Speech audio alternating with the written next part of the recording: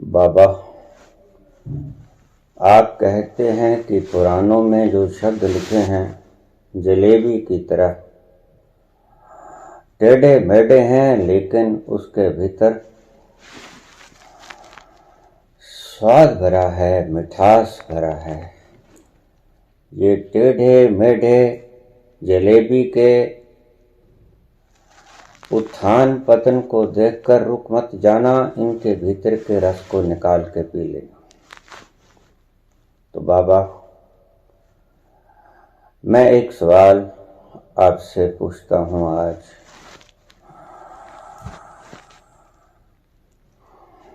Germany से अजय कुमार।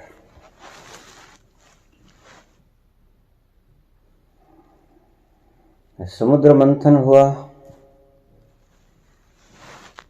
अमृत का घड़ा निकला, देवता राक्षस दोनों उसके पीछे भागे, दोनों पीना चाहते थे।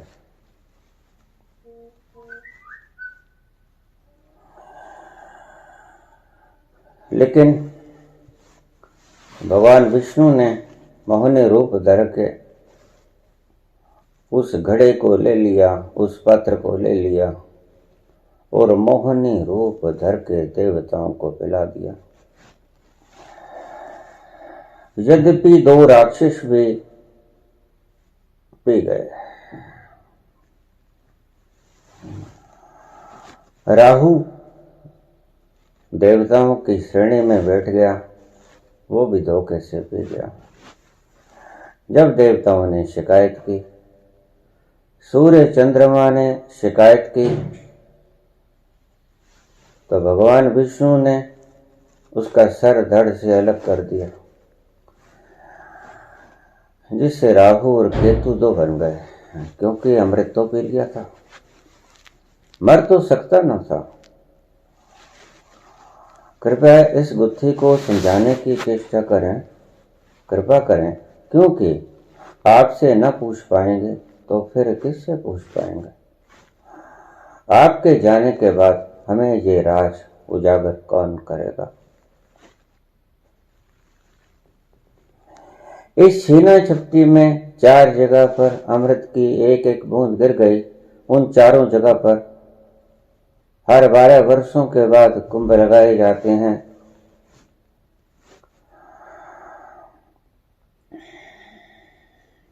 कृपया इस रहस्य को खोलने का उपग्रह करें, बड़ी कृपा होगी।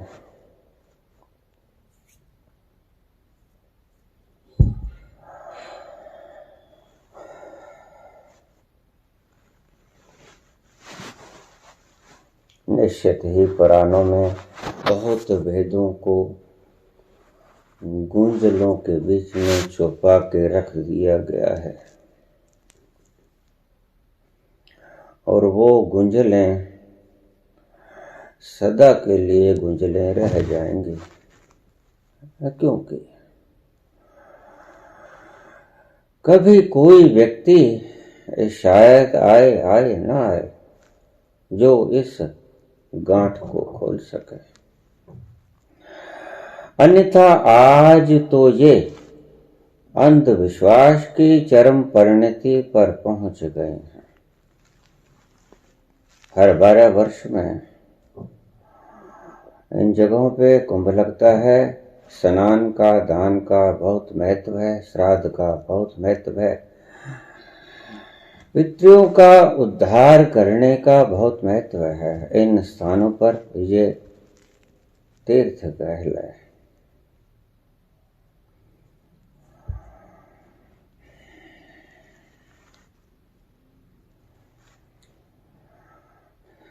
इनमें भेद गहरा है। वो 4 बूंदें जो गिर गई थीं, वो 4 बूंदें, उनका प्रभाव वहां से कभी नहीं मिटने वाला।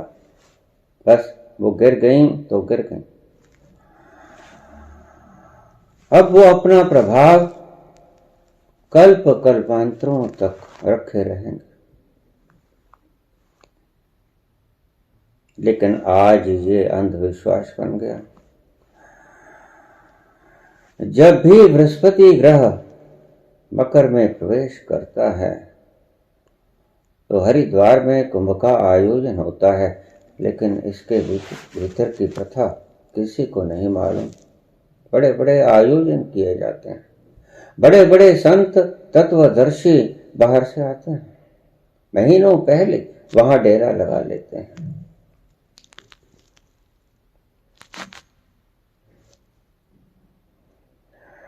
पता हो ना हो इसके पीछे का कारण क्या है बाबा जी?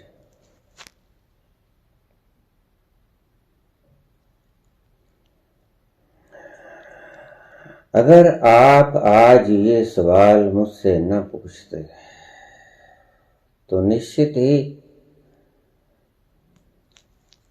इस रहस्य की टेढ़ मेढ़ यूं ही बरकरार रहती अनंत काल तक, जब तक के कोई और संत पुरुष जो इसे जानता वो आपको बता न देता।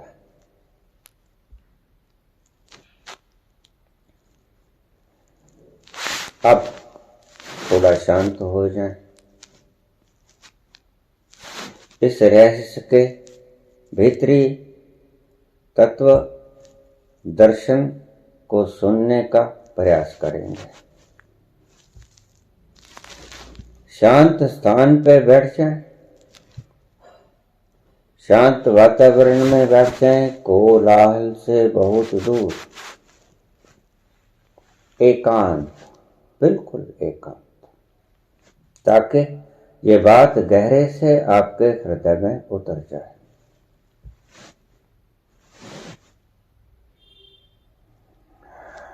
कभी समुद्र मंथन नहीं हुआ था, ये सिर्फ कहानी है। उस जलेबी के भीतर के रस को समझाने की। न कभी देव और देवताओं ने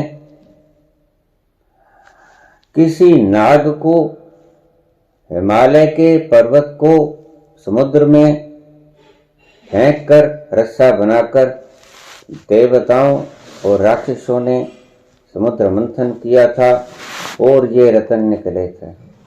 ऐसा कुछ भी नहीं हुआ। ये इतिहास नहीं है, ये सत्य भी नहीं है।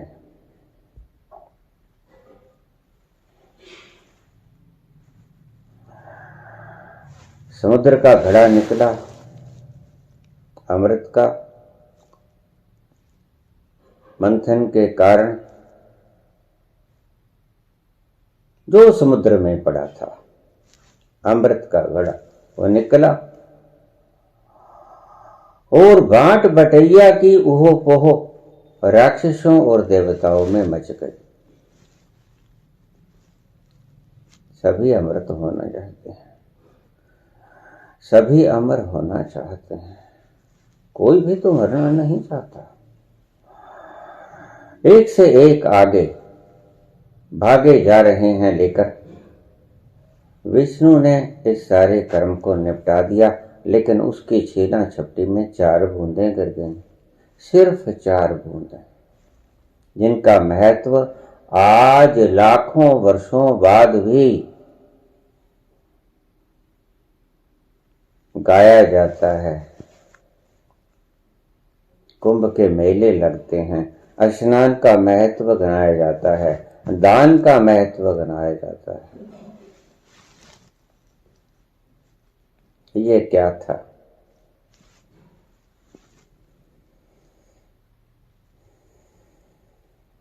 जब भी कोई व्यक्ति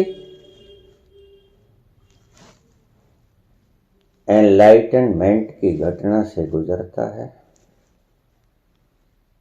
तो उसके ऊपर एक घटना घटती है अमृत के बरसने की। मैंने अपनी एनलाइटनमेंट की वीडियो में विस्तार से इसका जिक्र किया है। पूरा का पूरा चंद्रमा श्वेत दूध जैसे कण, मिल्की पार्टिकल्स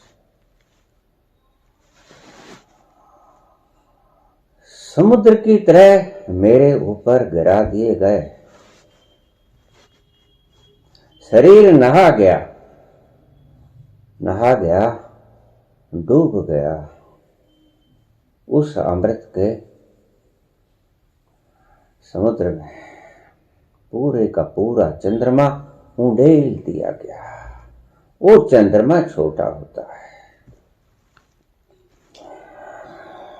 पूरा का पूरा यूनिवर्स ही उंडेल दिया गया। ये 4 स्थानों पर जो अमृत की बूंदें गिरी थीं, ये उसी का ही पर्यायवाची है।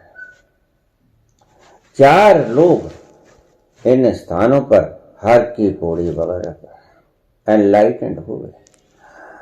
ईश्वर ऐसे ही वर्षा जैसे मुझ पे वर्षा उस दिन, इन जगहों पे वर्षा, इन जगहों पर तप करते हुए व्यक्तियों पर वर्षा, और वहां की धरती सारा अमृत दे गई। अब उसकी बहुत महत्ता है। वहां से गुजरता हुआ पानी, हर कोई व्यक्ति वहां स्नान कर ले तो सभी पाप धुल जाते हैं। बड़ा प्यारा शब्द है, सभी पाप धुल जाते हैं।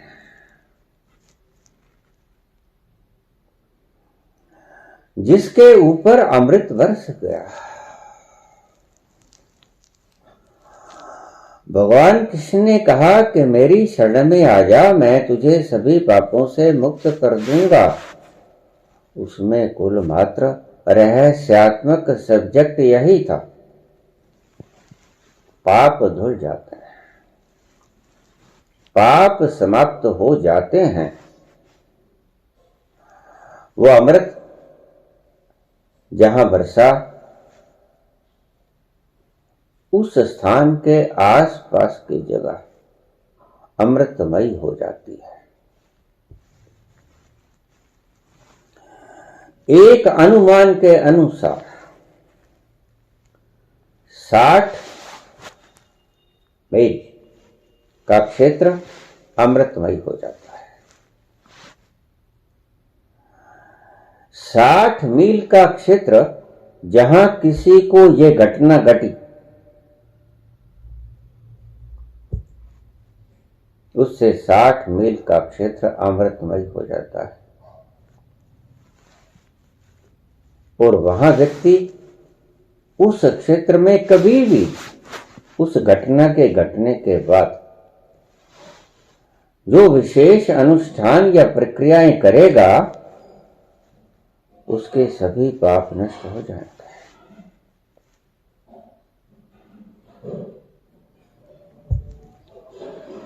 बड़ी गूढ़तम प्रक्रिया है। कुछ शब्द छूट जाएंगे, शायद बाद में कभी बोल पाऊं।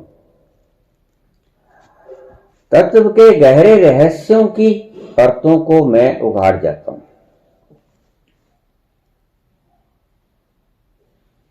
ये 4 बूंदें न थी, ये पूरे के पूरे समुद्र उल्टे थे।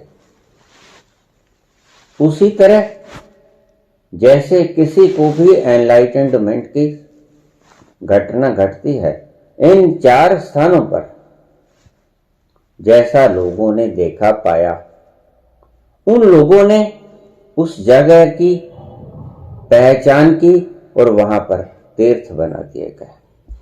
आज इन 4 स्थानों पर, नासिक, हरिद्वार, प्रयागराज, इन्हीं पे आज कुंभ के मेले लगते हैं। घटना कभी घटी होगी, घटना घटी हो कभी भी, लेकिन उस अमृत का प्रभाव कभी क्षीण नहीं होता।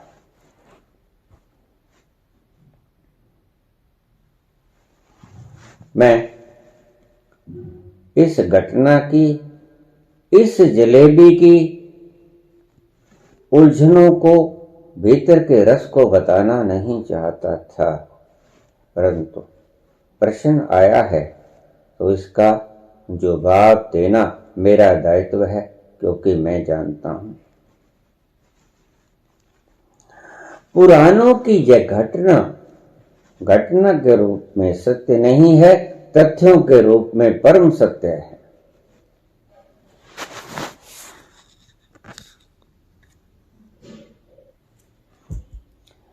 यद्यपि उस घटना को घटे 36 वर्ष हो गए, लेकिन मैं आज तक उस घटना का जिक्र तो किया, लेकिन उस घटना के पीछे के राज को, जो जलेबी के भीतर का रस आपने आज पूछ लिया, तो मुझे बोलना पड़ा, अन्यथा मेरे साथ ही चला जाता।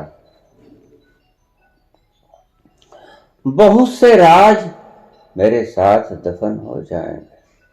क्यों? बोलने की मेरी आदत नहीं, पूछने की आपकी आदत नहीं। पूछना आपके जहन में नहीं आता, दीवारों से बात करना मुझे नहीं आता। मैं नहीं बोला। 36 वर्ष के बाद आज इस गांठ को खोल रहा हूं। और ध्यान रखना मित्रगण, बोल तो रहा हूं।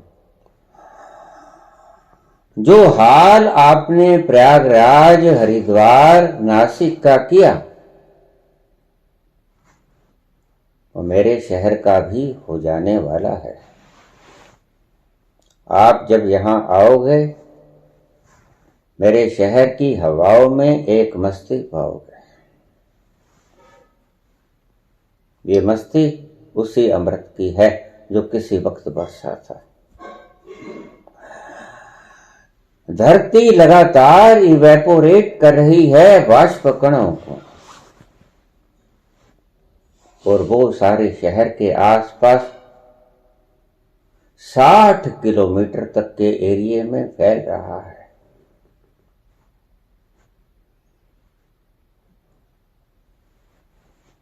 आप शायद मेरे कहने से अंदाजा लगा पाएं।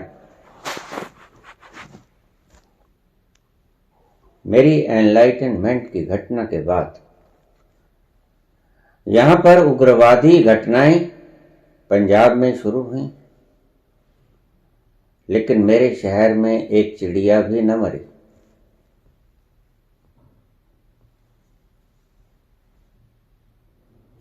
लाला जगत नारायण की हत्या के बाद सिलसिला शुरू हुआ उग्रवाद का। बच्चों ने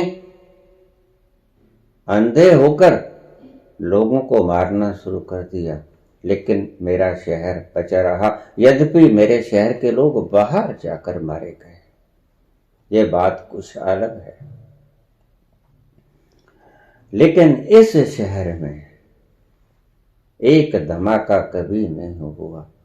इस शहर में कभी उग्रवाद नहीं फैला। इस शहर में कभी हिंदू, सिख, मुसलमान नहीं हुआ। आप देखिए यहां आकर, इस धरा की पवित्रता को देखिए।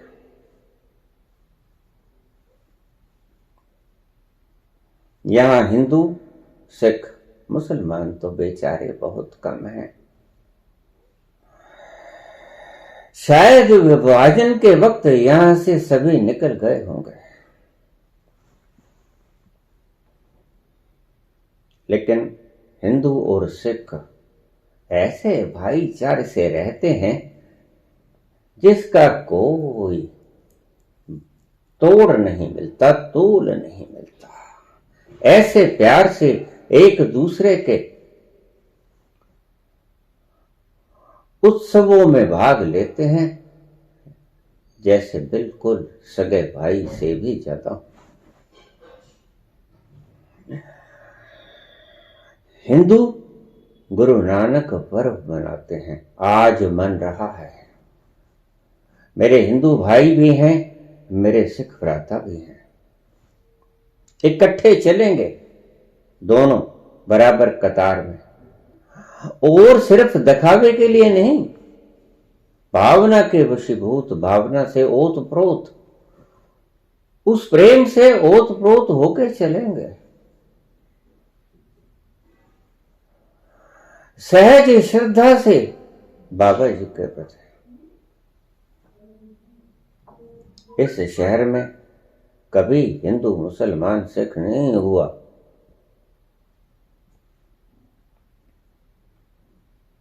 अभी थोड़ा सा ही वक्त बीता है। हरिद्वार, प्रयागराज, नासिक वगैरह की जगहों को लाखों वर्ष बीत गए। थोड़ी छीन पड़ सकती है बात, इसीलिए नहीं कि अमृत की इवेपोरेशन क्षीण पड़ जाएगी, नहीं, वो तो कभी क्षीण नहीं पड़ेगी, लेकिन वहां पर आने वाले लोगों की गंदी भावनाएं उस वातावरण में मिक्स हो जाएंगी, जो आप पे प्रभाव डालेंगे। आप पवित्र होने के लिए गंगा मैया के स्नान करने जाते हो जाओगे, लेकिन जो इतने वर्षों से, लाखों वर्षों से कुछ गलत नेगेटिविटी फैलाए चले गए अपने घरों में दुष्ट जन, उनका क्या होगा? वो भी तो आपके साथ चिपट जाएंगे, उनको भी आप साथ लेके आओगे, गंगा मैया की पवित्रता को भी साथ लेके आओगे।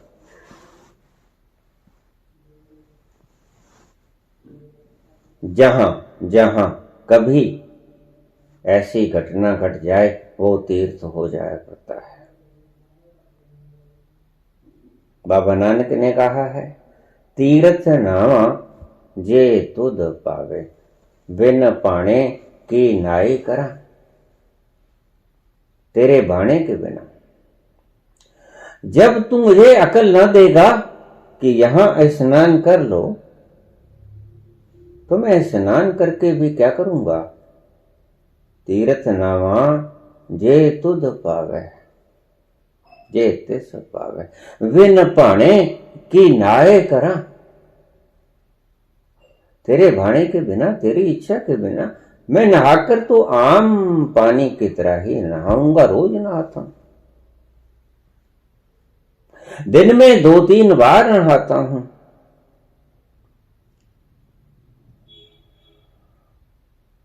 तीर्थ नावा जे तिस पावे, बिन पाणे की नाय करा। तेरे भाने के बिना कैसे नहाऊंगा, जब तू पता ही नहीं बताएगा कि यहां तीर्थ है।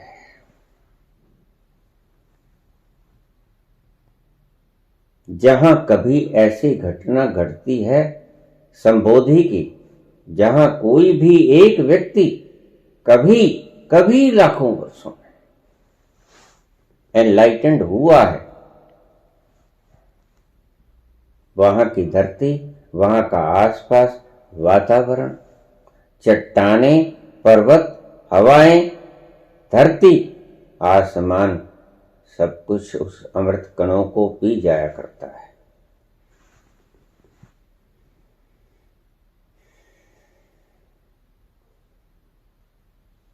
आज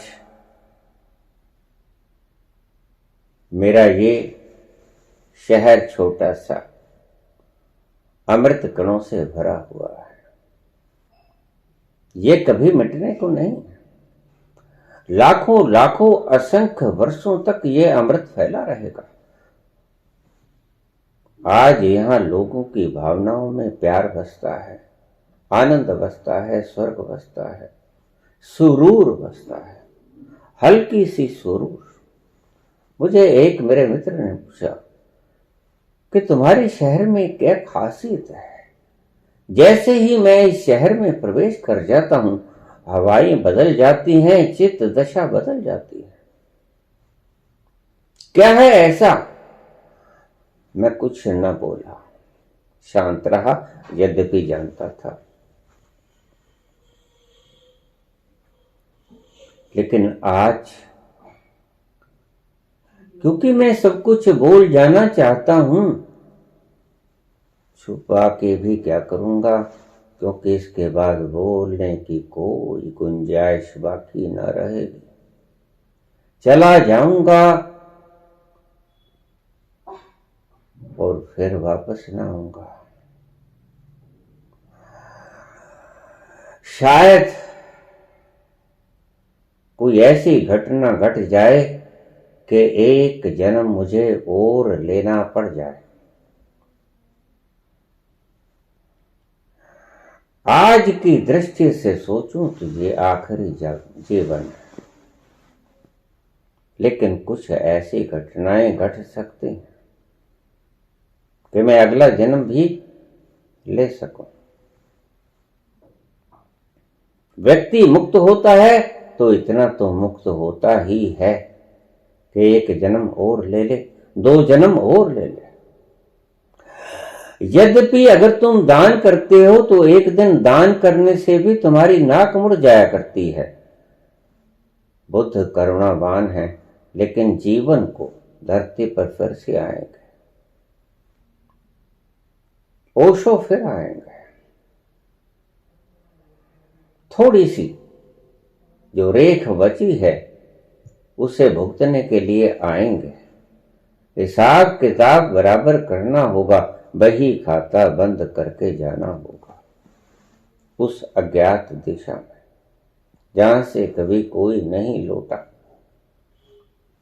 ऐसा ही सबके साथ होने को है।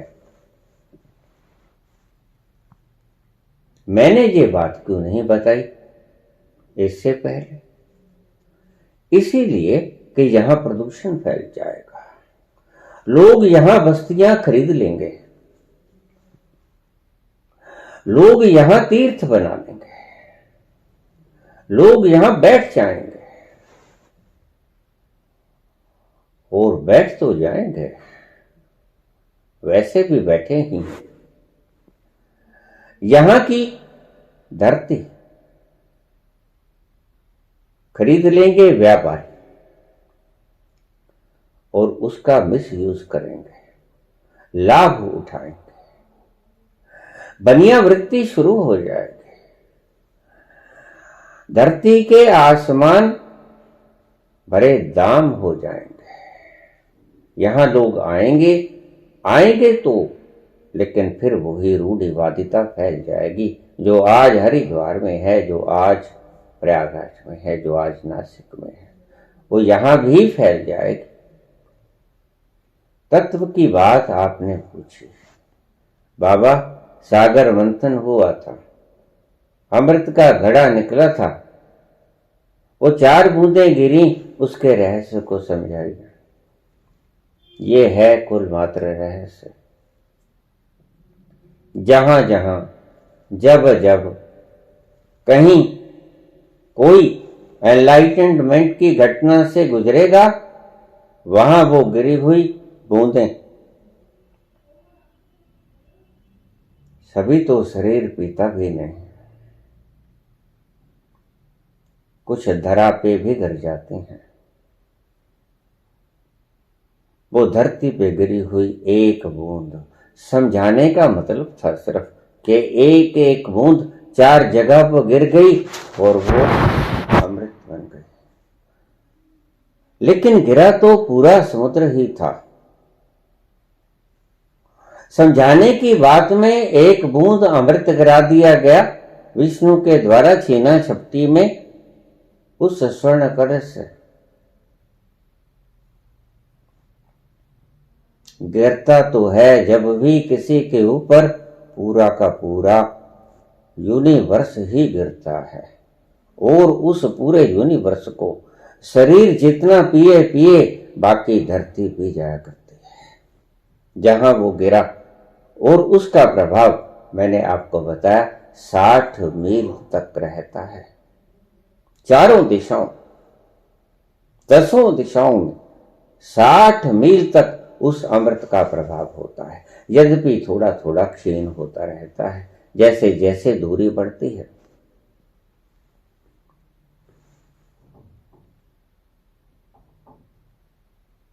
ये मेरा शहर अमृत से भरा है। क्योंकि बिल्कुल पास ही तो है, मेरे घर के बिल्कुल पास, कुछ ही गज मीटर की दूरी पर यह घटना घटी। फिर जब मैंने अपने शहर वाला मकान छोड़ा तो मुझे मेरी एनलाइटनमेंट की जगह पे सबसे करीब जगह यही मिली जहां मैं आज बैठा हूं।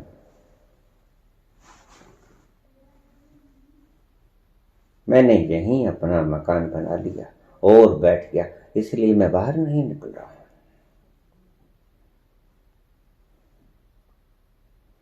एक छोटी सी घटना, शायद आपको ये सारी बात समझ आ गई होगी। समुद्र मंथन क्या था, वहां से जो अमृत निकला वो क्या था, और वो कैसे एक एक बूंद गिरी, और आज तक लोग कैसे वहां स्नान करके अपने आप को आनंदित और पाप मुक्त महसूस कर रहे हैं। मैं समझता हूं आपको भली भांति इतने सरल शब्दों में बोला गया है, समझ आ गया होगा, आपके हृदय के भीतर उतर गया होगा, निश्चित ही उतर गया होगा। मैं समझता हूं ये धरती पुण्य भूमि है। उस दिन से ही 28 अक्टूबर शरद पूर्णिमा 1985 ईस्वी सन, उसके बाद से ये धरती तीर्थ है।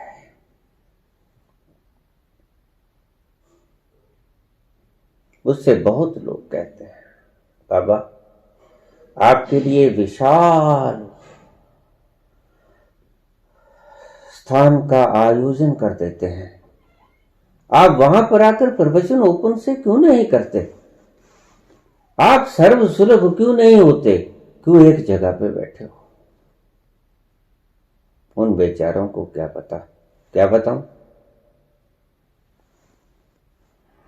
कि मेरे अमृत का खजाना यही है जहां मैं बैठा हूं।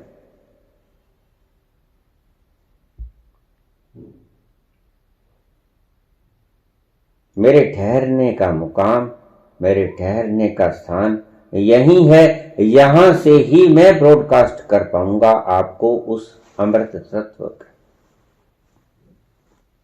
ज्यादा अच्छी तरह से।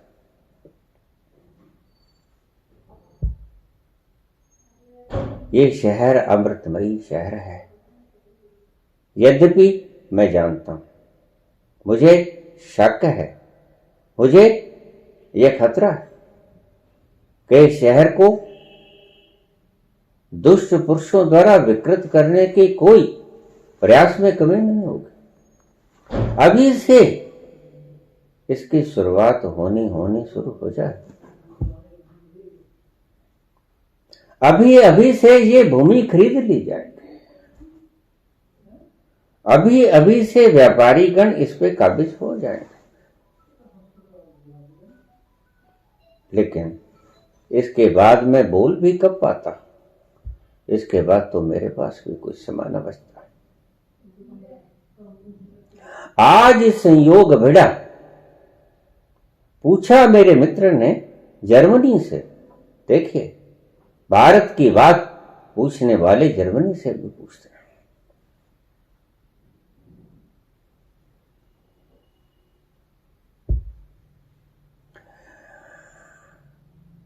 लेकिन मुझे उसकी कोई परवाह नहीं। जो लोग बैठे हैं, मस्ती का आनंद माने जा रहे हैं, और भी लोग आ जाएंगे तो उससे कोई अमृत को फर्क पड़ने को नहीं है। 2 घड़ी के लिए मुस्कुरा लेंगे, खुश हो लेंगे, उछल कूद लेंगे, पार मुक्त हो जाएंगे, पाप नष्ट हो जाएंगे।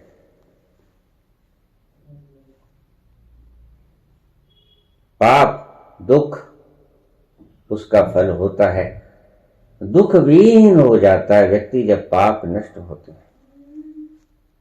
थोड़ा गहरा सब्जेक्ट है, शायद फिर से बोल पाऊं, अक्सर देर हो जाया करती है मुझे बोलने में। मेरा इसमें दोष नहीं है, पूछने वालों की प्रवृत्ति पर निर्भर है आज पूछने वाले ने पूछा, यद्यपि 36 वर्ष बीत गए, उसके बाद पूछा, लेकिन मेरे लिए तो 36 वर्ष न थे, मेरे लिए तो एक क्षण भी न था। मेरे लिए तो जैसे घटना अभी अभी घटी, नई नई ताजा बिल्कुल, और अभी अभी आपने पूछ लिया।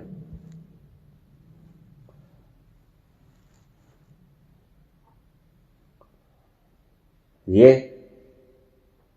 धरती स्वर्ग है, ये धरती पाप नाशक है, किन्हीं अर्थों में ये धरती मुक्ति दाता है। मेरे शहर के चारों कोनों में 4 सिद्ध पुरुष बैठे हैं, डेरा जमाए, चारों कोनों की रक्षा कर रहे हैं। आज भी मेरे शहर से अगर कोई चीज, कोई वाहन जाता है बाहर को, तो बाबा गंगाराम जी को प्रणाम करके जाता है, वहां ब्रेक लगा के जाता है। बाहर से कोई भी वाहन आता है, बाबा गंगाराम की समाधि के पास ब्रेक लगाता है, उसको लांघ के नहीं जाता, लांघना बेइज्जती है। ऐसे ही चारों दिशाओं में 4 महान आत्माएं बैठी हैं, अपना अपना सुगंध बिखेर रही हैं। और इस घटना के घटने के पश्चात तो ये तीर्थ हो गया है।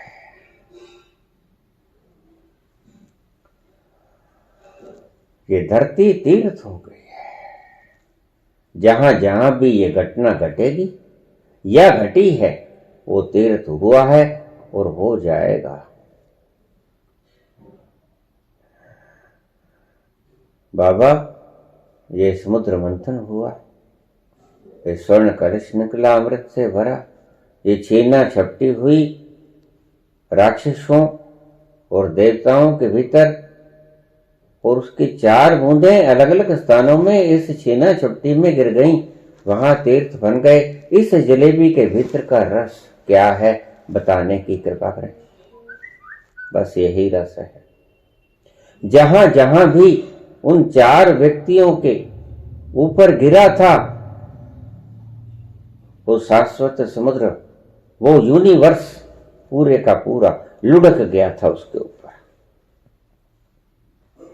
वहां जितना उस शरीर ने पिया, बाकी खिंड गया, और खिंडी हुई जगह पर जो व्यक्ति आएगा, बैठेगा, उसकी हवाओं को पिएगा, वो अमृत को उपलब्ध हो जाएगा सदा के लिए।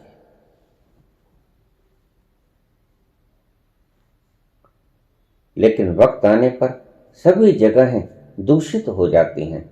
अमृत वाली जगह दूषित नहीं होती है। तुम उन एनवायरमेंटल स्थितियों को खराब कर देते हो। अपनी पाप आत्माओं के उन प्रगाढ़ भीतर से उपजे हुए कणों को वहां छोड़ जाते हो, और दूसरा जो व्यक्ति आएगा उस पॉल्यूशन में ही तो उतरेगा। यद्यपि गंगा में उतरेगा निश्चित, यद्यपि उस अमृत के भीतर उतरेगा निश्चित, लेकिन क्या होगा उस पॉल्यूशन को जो पाप आप छोड़ के गए, वो भी तो पीने पड़ेंगे। धीरे धीरे सभी तीर्थ विकृत हो जाते हैं। इस दशा में अमृतत्व नष्ट नहीं होता, लेकिन तुम उन जगहों को, अपने पापों को वहीं छोड़ जाते हो, उससे विकृति आती है। और धीरे धीरे विकृति इतनी गहन हो जाती है कि जितने पाप तुम छोड़ के जाते हो, उतने ही पाप तुम वापस ले जाया करते हो। इसलिए आज गंगा स्नान का कोई महत्व आपको दिखाई नहीं पड़ता। आप सिर्फ पानी में कूद के आ जाते हो। जितना पाप आप वहां छोड़ के आए, उतना पाप वहां इकट्ठा है। आप अपनी सांसों के द्वारा अपने शरीर में वो लपेट के भी ले आए। ये था समुद्र मंथन के पश्चात गिरे हुए उस अमृत की बूंदों का रहस्य, उस जलेबी के गूंजनों के बीच में छुपा हुआ वो रस। लेकिन अभी ये तीर्थ बड़ा ताजा ताजा है, सिर्फ 36 वर्ष पुराना। ये तीर्थ बिल्कुल नए बच्चे की तरह है। लगेंगे लाखों वर्ष इसको पोल्यूटेड होने के लिए। मैं जानता हूं आज आपने शुरुआत कर दी इस शहर को पोल्यूटेड करने के। अभी सारी दुनिया से लोग आने को हैं, यहां बस्तियां बसाने को हैं। यहां आए अपने पाप बिखेरेंगे, लेकिन अभी कुछ बिगड़ने वाला नहीं है। अभी 100, 200, 500, 1000 पीढ़ियों के लिए कोई खतरा नहीं। उसके बाद खतरा सिर्फ इतना कि जो यहां आएगा जितने पाप छोड़ के जाएगा उतने ही साथ लेके भी चला जाएगा। ये बात और है कि अपने पाप छोड़ जाएगा, दूसरों के छोड़े हुए पाप साथ ले जाएगा। पाप तो ले ही जाएगा, बाहर मुक्त तो ना हो सकेगा, मुक्त तो ना हो सकेगा। ये था रहस्य।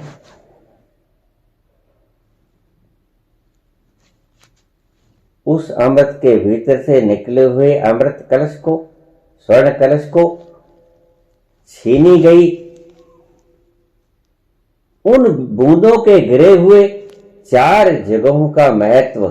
कोई समुद्र मंथन नहीं हुआ, कोई देवताओं और देवों के बीच में युद्ध नहीं हुआ, कोई विष्णु भगवान नहीं हुआ। विष्णु भगवान है ही नहीं, कुछ नहीं हुआ। ये एक बीच में छुपाई गई रस की धार थी, जो आग की जलेबी के बीच में रस रूप में विद्यमान थी। पुराणों की सभी घटनाओं के बीच में, गुजरों के बीच में ऐसे ही तथ्य विराजमान है, जो छुपा दिए गए ऋषियों ने मुझे आज तक नहीं पता चला कि छुपाए तो छुपाए क्यों। उगाड़ देते तो क्या बिगड़ता था, आज भी तो उगड़ा, चाहे लाखों साल बाद उगड़ा, लेकिन आज भी तो ये तथ्य उगड़ा कि समुद्र मंथन नहीं हुआ था, कुछ भी नहीं हुआ था। ना कछुए के पीठ के ऊपर बेलना चलाया गया था, ना रिड़का गया था समुद्र, ना ये रतन समुद्र के भीतर से निकले थे। उसका कुल अर्थ ये था जो मैंने आपको समझा दिया।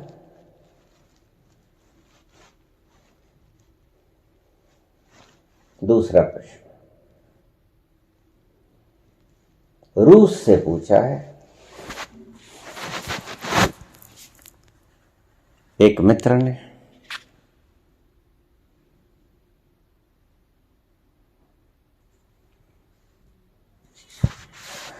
मैं रूस में छात्र हूं, पढ़ाई करता हूं, आध्यात्म की दिशा में बढ़ना चाहता हूं, कूदना चाहता हूं, अपनी साधना शुरू करना चाहता हूं।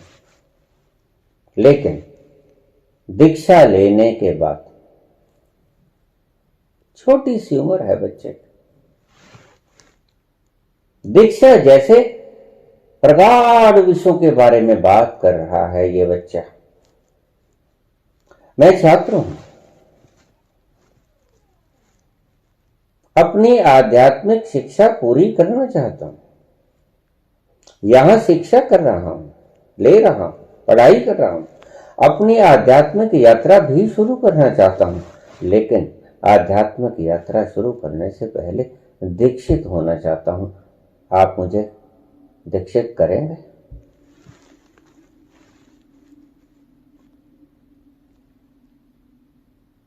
अभी नहीं,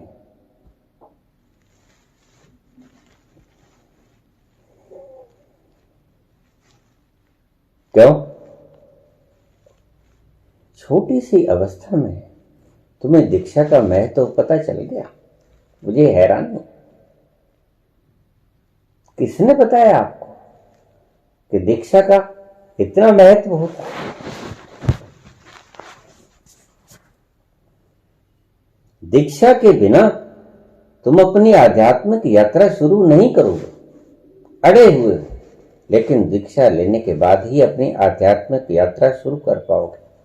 मैं तुमसे पूछना चाहता हूं, दीक्षा लेने के बाद आध्यात्मिक यात्रा करने का सबब भी क्या रह जाता है, बताओगे?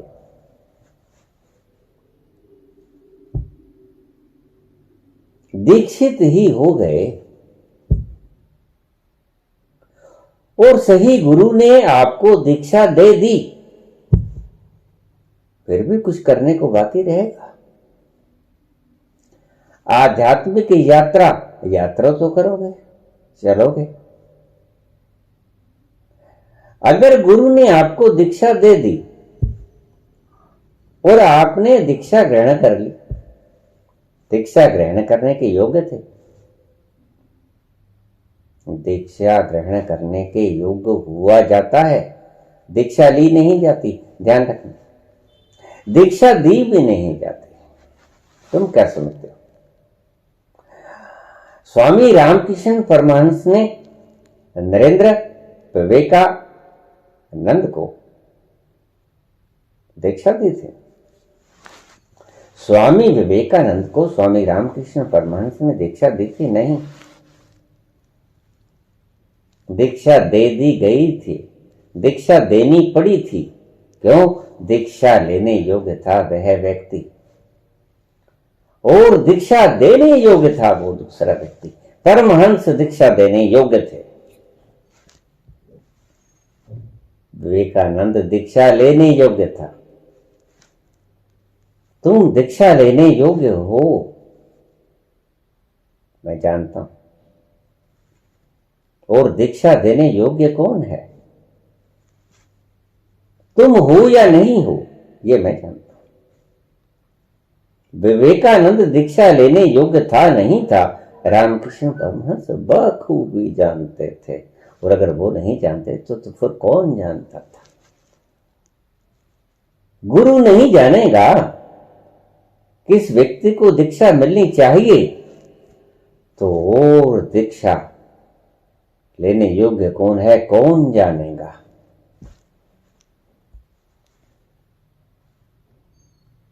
कमोबेशी हो सकती है, सभी एक तल पे नहीं होते। अगर दीक्षा लेने के योग्य अधिकारी आप इतने ज्यादा प्रबल हो गए तो आपको गुरु की आवश्यकता ही नहीं रहेगी, बस थोड़ी सी कमी रह जाती है, वो दीक्षा के रूप में गुरु पूरी कर देता है। अटके रहते, लाखों साल तक अटके रहते, लेकिन गुरु ने एक चोट ऐसी की कि आपको वो दिख गया जिसकी तलाश। दीक्षा के बाद आध्यात्मिक यात्रा बंद हो जाती है, बड़ी उल्टी बात है। जैसे ही तुम दीक्षित हुए, तुम्हारी आध्यात्मिक यात्रा बंद हुई, तुम पहुंचने की दिशा में अग्रसर हुए और फिर तुम्हें कुछ न करना पड़ेगा, तुम पहुंच ही जाओगे। जैसे ऊपर से ईंट छोड़ दी गई, दीक्षा के योग्य हो गए। हम पक्का कह सकते हैं, यह भविष्यवाणी की जा सकती है कि ये ईंट सड़क पे पहुंचेगी ही पहुंचेगी, क्योंकि ऊपर से छोड़ दी गई है। ईश्वर कभी अपने काम में कोताही नहीं बरता करता। लॉ ऑफ ग्रेविटेशन अपना काम करेगा और ये सड़क के ऊपर दम से गिरेगी ईंट जाके। अगर गुरु आपको दीक्षा दे देता है तो पक्का हो जाता है कि आप तो पहुंच जाओगे ढेर समय, अबेर पहुंच जाओगे।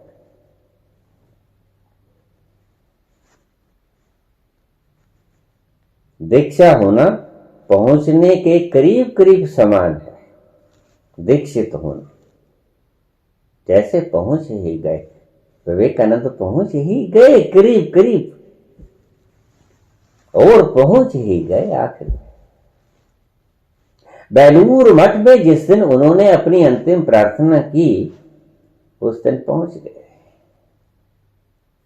यद्यपि रामकृष्ण परमहंस ने उनकी एक शरारत पर, जो उन्होंने ब्राह्मण के साथ मूर्तियों को उठा के कुएं में फेंकने की शरारत की थी, तो उनकी समाधि छीन ली थी। बड़े रोए, छटपटाए विवेकानंद कि प्रभु ऐसा मत कीजिए, मुझे कुछ भी दंड दे दीजिए, लेकिन ये दंड मत दीजिए कि आप मुझसे मेरा आनंद छीन लें। रामकृष्ण ने कहा, नहीं पुत्र, तुम इस शक्ति से गलत काम करने जा रहे हो।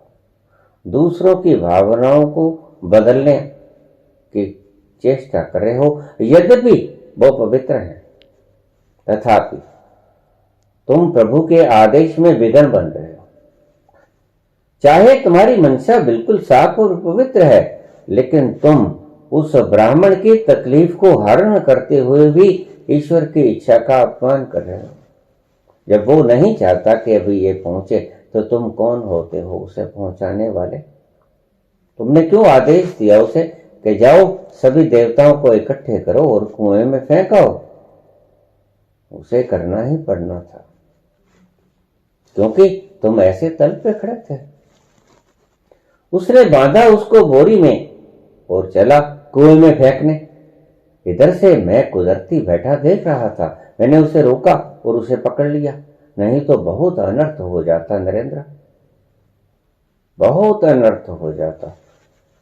एक कर्म ऐसा हो जाता जो ईश्वर नहीं चाहता था।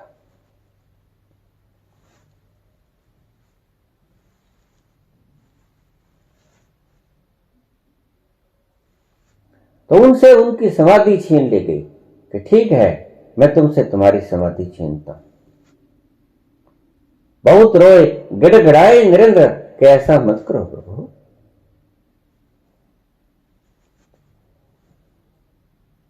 रामकृष्ण कहने लगे कि ऐसा करना बहुत जरूरी है, मुझे आपसे एक काम लेना है, मुझे आपसे बहुत काम लेना है। मैंने तुम्हें चुन लिया है, ईश्वर ने तुम्हें चुनवा दिया है। अभी से तुम ऐसे काम करने लगे तो तुम मेरा लक्ष्य कब पूरा कर पाओगे? मेरी करुणा अधूरी रह जाएगी, मैं बिना करुणा किए यहां से लुप्त हो जाऊंगा। लेकिन गड़गड़ाए विवेकानंद।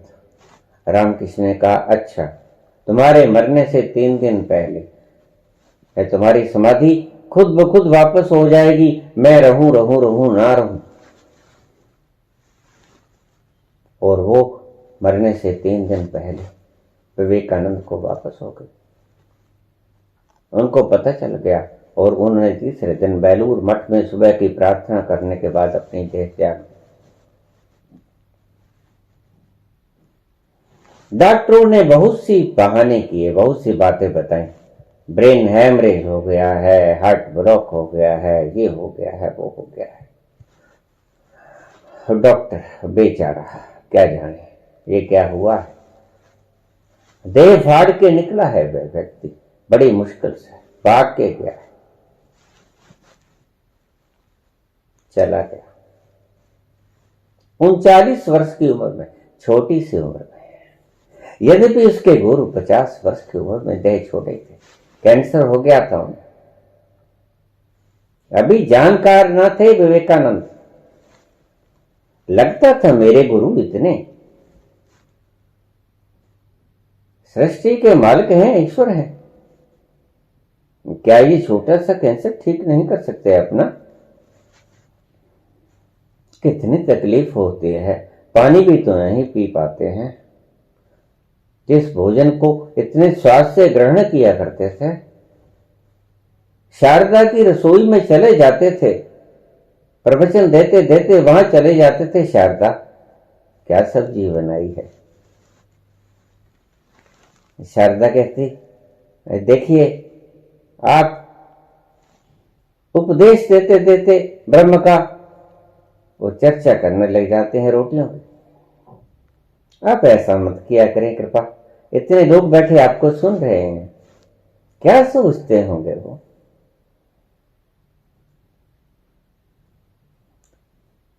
तो रामकृष्ण मुस्कुराते हैं, वापस आ जाते खाना खा के।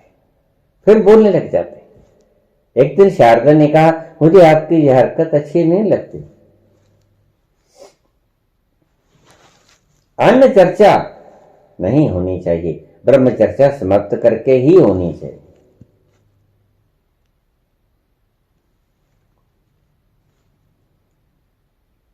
तो रामकृष्ण कहने लगे, शारदा, मैंने अपनी कश्ती को एक बंधन के द्वारा बांध रखा है तट के साथ। जिस दिन वो छूट गई उस दिन मेरी अन्न खाने की, अन्न के साथ की बंधन भी समाप्त हो जाएगा। उसके तीसरे दिन मैं मर जाऊंगा, 3 दिन ही जीवित रह पाऊंगा।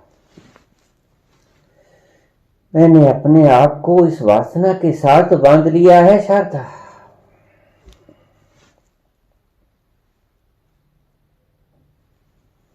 तू चुप से बैठी रहे,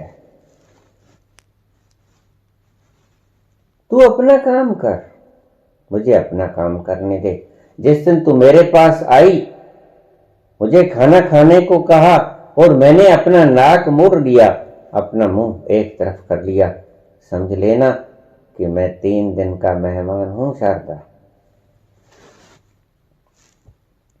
ऐसा ही हुआ। एक दिन गई शारदा,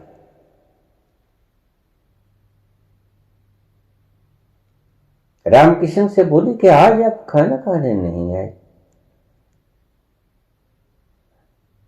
रामकृष्ण ने मुख मोड़ लिया खाने से, और शारदा को वो बात याद आ गई। शारदा के हाथ से, कंपते हुए हाथों से वो थाली छूट गई और खाना जमीन पर लुढ़क गया। रोने लगी शारदा। याद आ गई बात कि सिर्फ 3 दिन।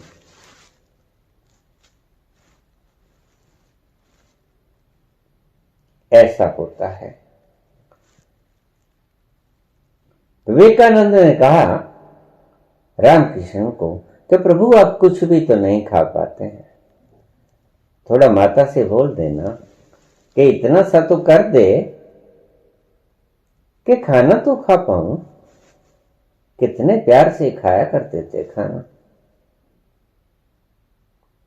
पानी भी तो नहीं गटक सकते हो, दवा भी तो नहीं खा सकते हो, थोड़ा माता से कह दो।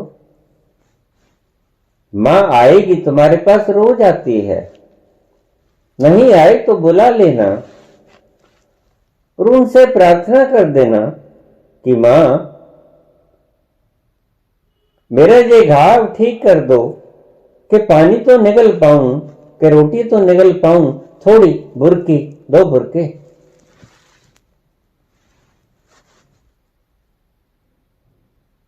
रामकृष्ण हंसने लगते। एक दिन तो जिद पड़ गए। विवेकानंद रामकृष्ण से कहने लगे, मुझे नहीं पता, आज कहना पड़ेगा तुम्हें, मैं मुझसे तुम्हारी ये दशा देखे नहीं जाती। ये कोई मामला है, सब कुछ करना कर सकते हुए भी तुम कर नहीं पाते हो। क्यों, क्या हुआ है, क्यों नहीं करते? तुम मां से क्यों नहीं कहते?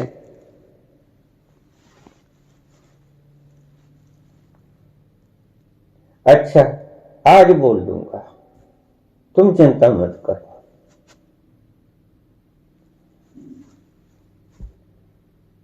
सुबह आए विवेकानंद, बोले रामकृष्ण से, मां आई थी।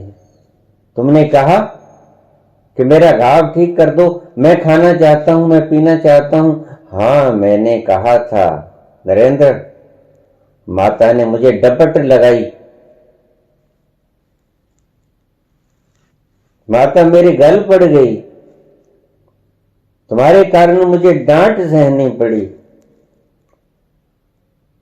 माता बोली, इतने कंठों से तू ही तो खा रहा है, इतने कंठों से पानी तू ही तो पी रहा है,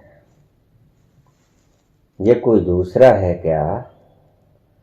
तुम इतने कंठों से पी रहे हो, तुम नरेंद्र के कंठ से पी लिया करो, तुम नरेंद्र के कंठ से खा लिया करो। समस्त संसार के कंठों से तुम ही तो खाते हो। अभी तुम्हें इसी कंठ की जरूरत है, ये कोई विशेष है क्या? वही तो माटी है, सभी की तरह तुम भी तो माटी हो, क्यों जिद पर अड़े हो? मुझे डांट लगाई मां ने, तुम्हारे कारण तुम दोषी हो गए आज विवेकानंद। दुखी हो गए।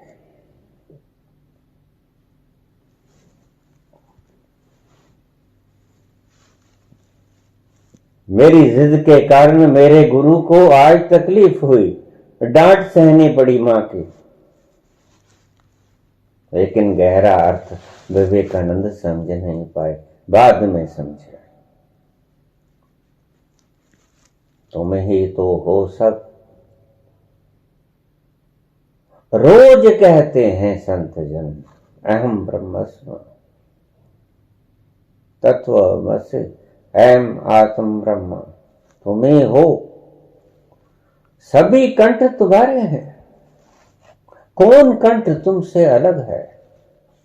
कोई नहीं।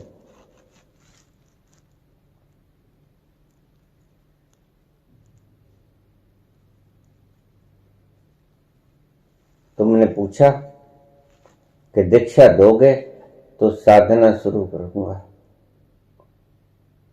बेटा, दीक्षा दूंगा तो अच्छी तरह से जानता हूं कि साधना की कोई आवश्यकता नहीं होगी।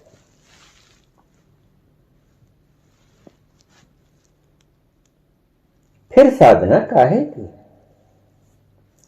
जब फेंक ही दिया तुम्हारे ऊपर उस रस को, अभी दीक्षा की जरूरत बाकी रहेगी, अभी कुछ करने की जरूरत बाकी रहेगी। नहीं, अभी मैं आपको दीक्षा नहीं दे पाऊंगा। वक्त आने पे शायद कुछ हो सके, और मैं तुम्हें अकेले को दीक्षा कभी नहीं दूंगा। मैं अकेले को दीक्षा देना भी नहीं चाहता हूं। इकट्ठे कर रहा हूं सामान तुम्हारे लिए। अगर जीवित रहा तो एक समूह को दीक्षा दूंगा, पर उन सभी के जितना जोड़ तो लेने दो। फेंक पाऊंगा सिर्फ एक बार, एक बार फेंकूंगा, दूसरी बार में। और बहुत विशाल संख्या होगी, मुझे पता है कितनी होगी, मैं जानता हूं। अगर होगी तो विशाल संख्या होगी, नहीं तो कुछ भी नहीं होगा। मैं आपको दीक्षित नहीं कर पाऊंगा, या कर पाऊंगा एक विशाल समूह को। यक लख्त एक बार, दूसरी बार कभी नहीं।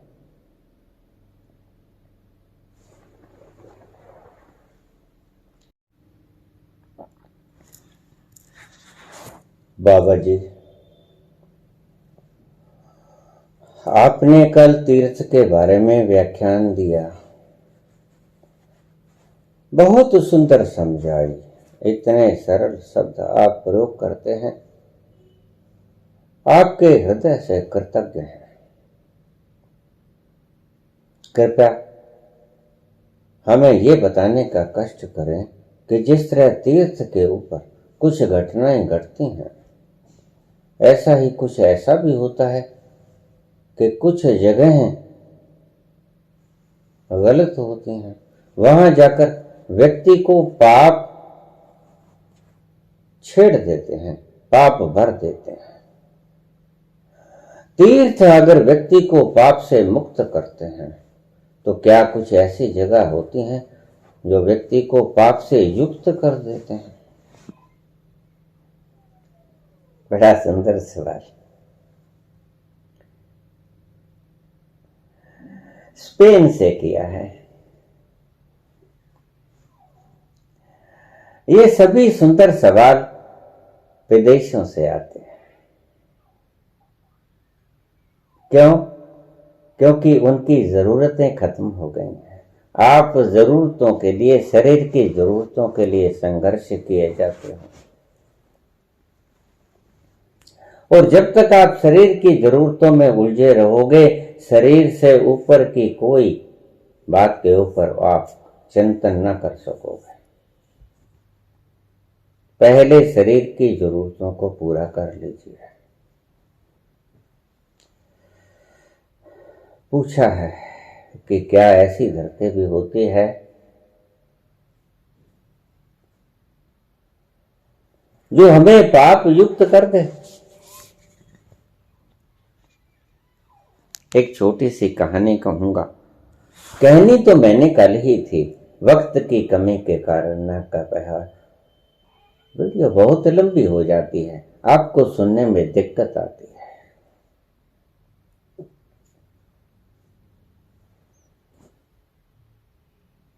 श्रवण कुमार अपने अंधे बूढ़े माता पिता को बैंगी में उठा के जा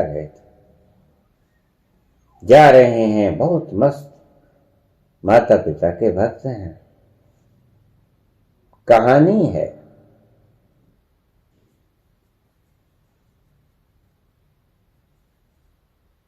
माता पिता के भक्त हैं, बहुत भक्त हैं, हो भी क्यों ना।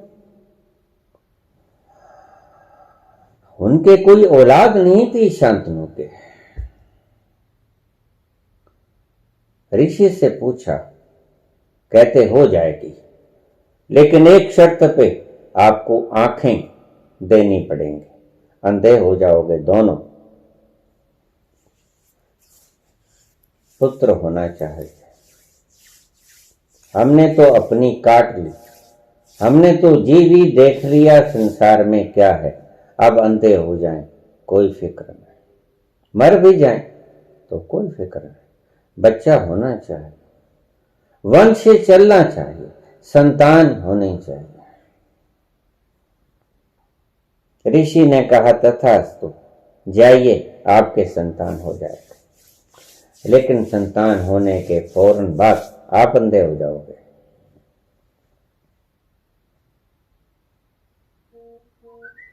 चले हैं बैंगी में उठाकर।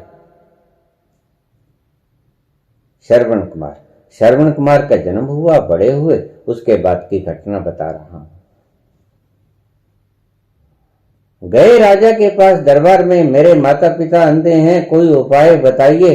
ऋषि ने उपाय बताया कि सारे तीर्थों का स्नान कर लो अपने माता पिता को, तो अंधे ठीक हो जाएंगे। जहां जाने से सभी पाप नष्ट हो जाते हैं, वहां अंधापन तो कोई बहुत बड़ी बात नहीं होती। इन बातों में कुछ रहस्य छिपे हुए हैं जिनको मैं विस्तार न कर पाऊंगा। अंधा सिर्फ आंखों से ही नहीं हुआ जाता, अकल के अंधे भी बहुत होते हैं, जो सब कुछ देखते हुए भी नहीं देखते हैं, जो किसी भी सत्य को उपेक्षित कर देते हैं, अंधे ही तो होते हैं।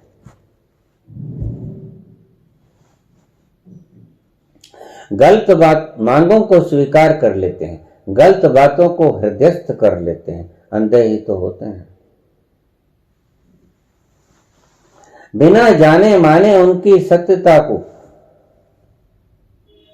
सिद्धत्व की कसौटी पर करने के बाद भी मान लेते हैं, न करने के बाद भी मान लेते हैं, वो अंधे ही तो होता है।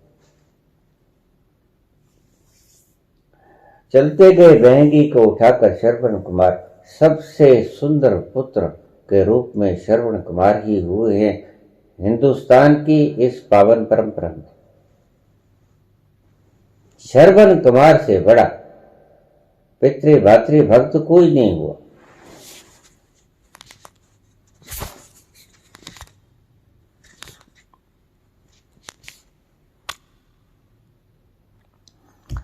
यद्यपि सिर्फ पितृभक्त हुए भगवान परशुराम, जिन्होंने अपने पिता जमदग्नि के कहने से अपनी माता रेणुका का सिर काट लिया था। माता से कोई प्रेम नहीं, पिता से प्रेम था। जमदग्नि ने कहा, काट डालो इसका सर। परशुराम ने अपने परसे से उसका सिर उतार दिया, अपनी ही माता का, जिसके कोख से जन्म लिया था। कहानी है सिर्फ, भीतर बहुत कुछ छिपा है। याद रखना, बीच बीच में से तभी बोला करता हूं। चले जा रहे हैं श्रवण कुमार, माता पिता को दोनों को बहंगे में उठाकर थोड़ी दूर गए। बड़बड़ाना, पहले मन में कुछ आया, फिर होंठों पे कुछ आया, बड़बड़ाना शुरू कर दिया। इतना ही कष्ट देना था तो जन्म देने की क्या जरूरत थी? तुम तो सुखी हो गए, तुम्हारा वंश चल पड़ा, मैं क्या करूं? ढोते ढोते थक गया तुम दोनों का भार, मैं अकेला। चलता गया, बोलता गया, बड़बड़ाता गया। जगह का नाम नहीं बताऊंगा, कुछ लोगों को दुख होगा।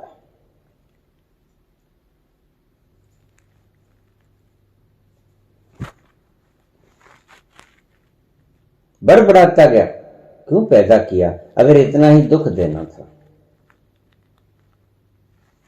अब तुम्हारी आंखों को ना होने का दुख मुझे सहन करना पड़ता है। पहले तुम्हारी आंखें तो थी, पुत्र ही ना था, ना होता क्या फर्क पड़ता? मुझे कौन सा चैन दे दिया आपने? दोनों को ढोए फिरता हूं कब से, कितने तीर्थ करवा दिया आपको। वो तीर्थ हैं कि खत्म ही नहीं होते। सुना शांतनु ने, श्रवण की माता ने भी सुना, घबरा गए। शांतनु समझदार थे, ज्ञानी भी थे, जानते थे क्या हो रहा है। अंधे थे आंखों से, लेकिन एक चक्षु खुला था, पेतर का। देखा पुत्र को गड़बड़ हो गई है। कारण कारण धरती, स्थान रखती बहंगी। श्रवण कुमार ने, नहीं जा पाऊंगा आगे, मैं चला। तुम मरो, तुम जियो, मुझे कुछ नहीं पता, मैं नहीं आगे जाऊंगा, बहुत तीर्थ करवा दिया। शांतनु समझदार थे, शांतनु सियाने थे।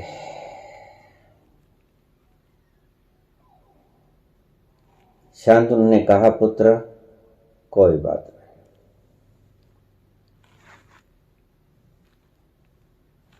क्या तुम मेरी एक बात मान पाओगे?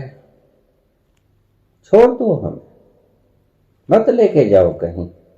हमें आंखों की जरूरत नहीं है, हमें पुत्र की जरूरत थी, हमने पुत्र पैदा कर दिया। और तू ठीक ही तो कहता है, कब से ढोए फिरता है हम, सिर्फ आंखों के लिए। थोड़ा काम और कर दे, ये मिन्नत है तेरे से। हमारी बहंगी को 10 मील पीछे ले जा, जहां से बोलता आ रहा है तुम, उसके किनारे पे पहुंचा दे। 10 मील से बोलता आ रहा था।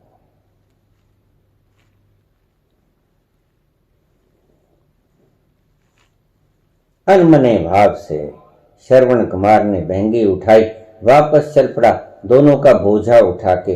बोझा लग रहा था आज, जहां इससे पहले आनंद की अश्रुधारा आंखों से बहा करती थी माता पिता की सेवा के कारण, आज बोझा लग रहा था। आज कोई अश्क आंखों से बाहर नहीं आ रहा था। 10 मील बीत गए थे, 10 मील का रास्ता तय हो गया था। मुख बड़बड़ा रहा था, ओंठ बड़बड़ा रहे थे, आंखों से अश्रुधारा गायब थी। वापस चले गए, 10 मील दूर चले गए। धीरे धीरे उससे बाहर चले गए, चलते ही चले गए, चलते ही चले गए। शांतनु बोला, पुत्र 10 मील पूरे हो गए हैं, तू आगे चला गया है, छोड़ दे हमें। अकल ठिकाने आ गई, पांव पकड़ लिए, रोने लगा। पुत्र तू रो मत, पिताजी मुझे क्षमा कर दो, माताजी मुझे क्षमा कर दो, मेरे कारण तुमने इतना कष्ट सहा, मैं बड़ा लज्जित हूं। जीवन भर आपकी सेवा की, जब से जन्मा सुरत संभाली आपकी सेवा की, कभी आपकी तौहीन नहीं की।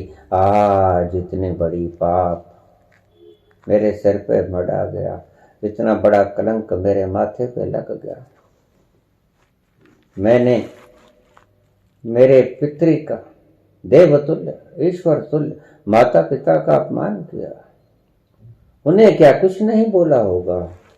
कब से बोले चला जा रहा हूं, मुझे क्षमा कर दो। 10 मील दूर आ गए थे, वो क्षेत्र लांघ गए थे जहां से शुरू होती थी उनकी किरणें।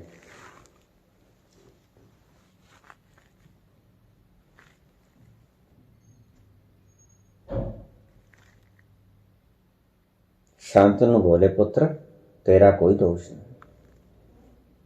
तू मेरा वही श्रवण कुमार है जो पहले था, तो किसका दोष है पिताश्री? ये क्यों किया मैंने? तुमने नहीं किया पुत्र, ये प्रकृति वश हो गया, ये धरती ही ऐसी है। धरती का नाम नहीं बताऊंगा, कुछ लोगों को चोट लगेगी।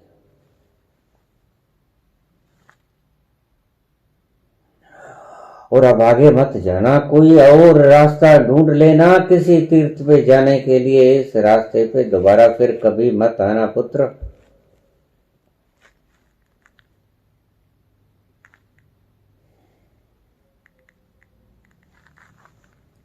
वापस चला गया,